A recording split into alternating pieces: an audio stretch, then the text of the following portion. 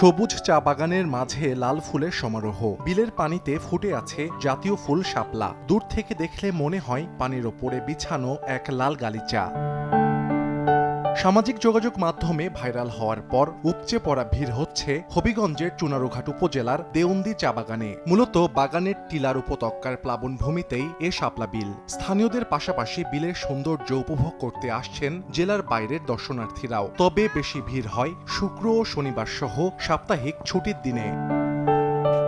বিলের পানিতে কেউ নৌকায় ভাসছেন, কেউ বা স্মৃতিগুলো মুঠোফোনে ধারণ করছেন। তবে স্থানীয় অনেকে বিলের শাপলা ছিঁড়ে বিক্রি করছেন প্রকাশ্যে। পর্যটকরা জানান বিলে এসে খুশি তারা, তবে ফুল ছিঁড়ে শাপলা বিলের সৌন্দর্য নষ্ট না করার আহ্বান তাদের। খুবই ভাইরাল জায়গা, আমি আসলাম আমার ফ্যামিলির সাথে এসে পিকটিক তুললাম। পর্যটকদের সব ধরনের সহযোগিতার আশ্বাস উপজেলা প্রশাসনের। যারা ভ্রমণ প্রিয় শিশু এবং এই প্রকৃতির প্রেমে চলে আসতেছে তাদেরকে আমরা স্বাগত জানাচ্ছি এবং তাদের যেন যাতায়াত এবং পর্যটন গাইড হিসেবে যা করার দরকার আমরা করতেছি। দেওন্দি চা বাগানের শাপলা বিলের আয়তন 25 একর।